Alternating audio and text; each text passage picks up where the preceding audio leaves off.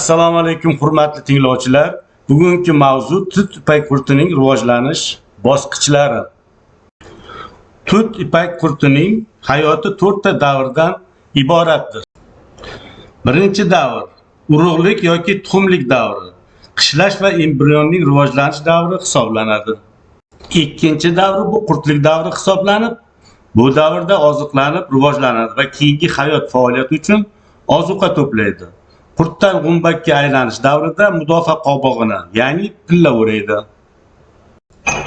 G'umbaklik davri metamorfoza, bu tanasini qayta tiklash, kapalaklik davriga xos belgilarni hosil qilish hamda shaklini o'zgartirish davri. Kapalaklik davri bu davr jinsiy balog'atga yetish, tuxum qo'yish, nasl berish davri hisoblanadi. Shunday qilib, tut ipak qurti tabiatda 4 ta davrdan iborat hayot bosqichlarini bosib o'tadi. Tut ipak qurtini kapalagi qo'ygan tuxum urug' deb ataladi. Ipak qurtining urug'i oddiy tuxum shaklida bo'lib, yonlari qisilgan, o'rtasi botiqroq, biroz kuchaygan, ovorsimon ko'rinishga ega.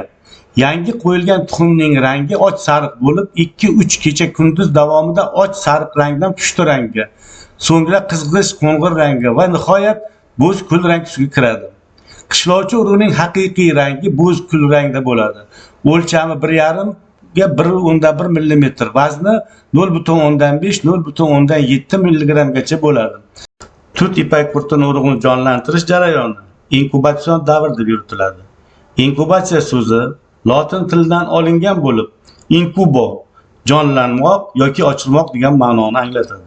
Shuning uchun ipak qurti urug'ini inkubatsiya qilish deganda sun'iy sharoitda ma'lum harorat, namlik, havo yorug'lik ta'sirida urug'dan qurt ochirish tushuniladi. Tut ipak qurti urug'i maxsus jihozlangan binolarda sun'iy sharoitda ochiriladi. Bunday binolar inkubatorlar deb yuritiladi. Urug'ni inkubatsiyaga qo'yish muddati 4 usulda aniqlanadi. Birinchisi, oldingi yillarda urug'ni ochirishga qo'yilgan vaqt va eng yaxshi natijalar olingan yillardagi ma'lumotlarga qarab. Ikkinchisi, tut daraxtidan ilgari bir barg chiqaradigan ba'zi bir daraxt yoki o'simliklarning rivojlanish yoki gullashiga qarab. Uchinchisi, foydali haroratlar yig'indisiga qarab. To'rtinchisi, tut daraxti novdasidagi kurtaklarning o'sishi va rivojlanishini kuzatib borish yo'li bilan. Qurt urug'i 2 usulda jonlantiriladi. Haroratni sekin oshirib borish yo'li bilan jonlantirish hamda haroratni o'zgartirmasdan muayyan darajada saqlash yo'li bilan urug'ni jonlantirish. Harorat sekin oshirib borish usuli bahor sovuq kelgan yillarda ob-havo bir xil bo'lmagan va bahorga qattiq sovuqlar bo'lishi yoki ertalabdan sovuq bo'lishi kutilgan hollarda qo'llaniladi. Haroratni o'zgartirmasdan, ya'ni doimiy darajada saqlash yo'li bilan jonlantirishda urug' inkubatordan qo'yilgandan keyin dastlabki 2-3 kun davomida havoning harorati 13-14 darajada saqlanadi, keyin esa 1 kun davomida harorat 24 darajaga yetkaziladi va urug'dan dastlabki qurtlar, ya'ni xabarchilar chiqar boshlaguncha shu harorat saqlab turiladi. Xabarchi qurtlar paydo bo'lishi bilanoq havoning harorati 1 darajaga ko'tariladi, ya'ni 25 gradusga yetkaziladi va urug'lar jonlanib bo'lguncha shu darajada saqlab turiladi. Urug'lar oqargan kuni qutichalarga doimiy syomnik qo'yiladi. Odatda 1 kundan keyin ertalab 6-7 larda xabarchi qurtlar chiqadi. Xabarchi qurtlar chiqishdan oldin urug' to'kilgan qutichalarga vaqtinchalik syomnik qo'yiladi. Odatda qurtlarning ko'pchilik qismi tuxumdan ertalab soat 6 dan 10 gacha chiqadi. Shuning uchun qurtlarni qutichadan ko'tarib olish va ularning massasini aniqlash soat 10 dan keyin boshlanadi. Pillachilarga qurt faqat ertalab yoki kechqurun tarqatiladi. Ularga bir vaqtda jonlangan qurtlar beriladi. Ipak qurtlarini parvarish qilishda har bir yoshi uchun talab etiladigan agrotexnika qoidalariga to'liq rioya qilish talab etiladi. Qurtxona harorati oshirilganda qurt organizmida fiziologik jarayonlar tezlashadi, ya'ni tez o'sadi va ko'p ozuqa talab qiladi. Tut ipak qurtining rivojlanishining sun'iy yo'l bilan boshqarish mumkin. Bu bilan tezkor boqish usuli yaratiladi.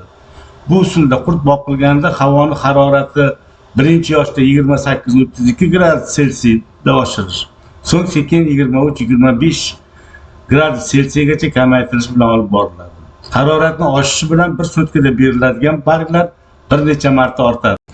Ipak qurtlari o'zining 23-25 kundan iborat qurtlik davrida pilla o'ragunga qadar 4 marotaba po'st tashlab, 5 yoshdan iborat davrini o'tadi.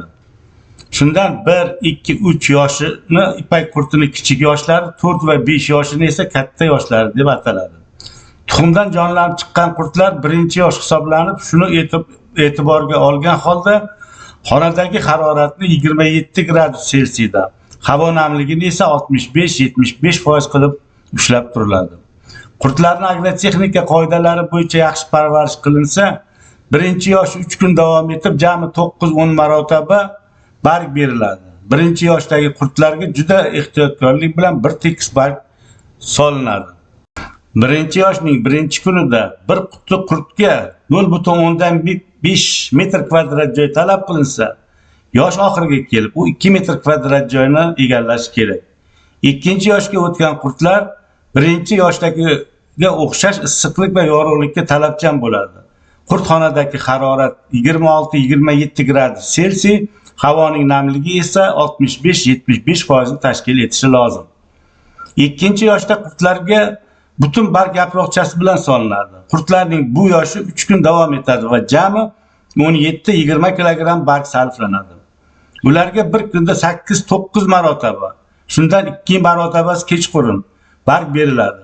Ikkinchi yoshning birinchi kunida qurtlar 3 metr kvadrat joyni egallasa, yosh oxiriga kelib 6 metr kvadrat joyni egallashi lozim.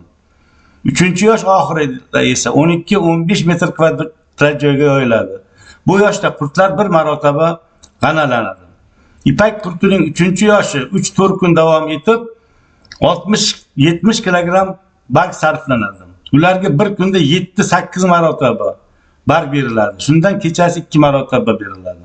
3-yoshdagi qurtxonaning harorati 26 gradus Selsiy, havoning nisbiy namligi 65-70% bo'ladi. 3-yoshdagi qurtlar bir sutka davomida uxlab turgach, 4-yoshga o'tadi. Qurtlarning 4-yoshida harorat 25-26 gradus va nisbiy namlik 60-70% tashkil etadi. 5-yoshida esa harorat 24-25 gradus Selsiy va nisbiy namlik 60-65% bo'lishi lozim. 4-yoshning oxiriga kelib, bir quti qurt 25-30 metr kvadrat joyni egallaydi. Qurtlarning 4-yoshi 4-5 kun davom etib, jami 170 kilogramm barg beriladi. Qurt po'st tashlash davrida qurtxonadagi harorat va nisbiy namlikka alohida e'tibor berish zarur. 5-yoshda qurtxona haroratini me'yordan ortiq bo'lishiga yo'l qo'yilmasligi kerak. Bu yoshda xonadagi harorat 24-25 gradus Selsiy, havo namligi esa 60-65% bo'lishi kerak. Po'st tashlash davridan boshlab qurtlar harakatdan to'xtaydi. Shuning uchun uyqu davri deb ataladi. Uxlash oldidan qurtlarning harakati kamayadi, ishtahasi pasayadi. Lekin hamma qurtlar baravar uxlamaydi. Shuning uchun uxlamagan qurtlarga oz-ozdan barg berib, uyqudagi qurtlarga xalaqit bermaslik lozim. Qurtning 1, 2, 3 uyqusi muqobil sharoitda 1 sutka, 4-uyqusi esa 1,5 sutka davom etadi. Ko'pchilik qurtlar uyg'ongach oziqlantiriladi, lekin oziqqa odatdagi normadan kamroq miqdorda beriladi. Bargga to'ygan ipak qurtlari 5-yoshning 8-9 kunlarga kelib oziqlanishdan to'xtaydi va organizmni chiqindilardan tozalab, pilla o'rash uchun qulay joy izlay boshlaydi. Ipak qurtlari pilla o'raydigan joy dasta deb ataladi. Pilla hosilining sifati to'g'ridan-to'g'ri ishlatiladigan dastaning xili, sifati va miqdoriga bog'liq. Dastalar yetarli va sifatli bo'lsa, yetishtirilayotgan pillaning navi shuncha yuqori bo'ladi. Dastalar kelib chiqishiga qarab 2 xil bo'ladi: tabiiy va sun'iy dastalar. Tabiiy dastalar mingboshi, chitir, oqbosh, sariq gulli o't va boshqa o'simliklardan tayyorlanadi va ular shershox, mayda bargli bo'lishi kerak. Sun'iy dastalar turli xil donli ekinlar, sholi poyasidan, qog'oz, karton va sintetik materiallardan tayyorlanadi. Pilla o'rash jarayonini 4 ta bosqichga bo'lish mumkin. Birinchi bosqichda qurt chiqargan iplar dastalarga tartibsiz taxlanib, o'ziga havoza yasaydi.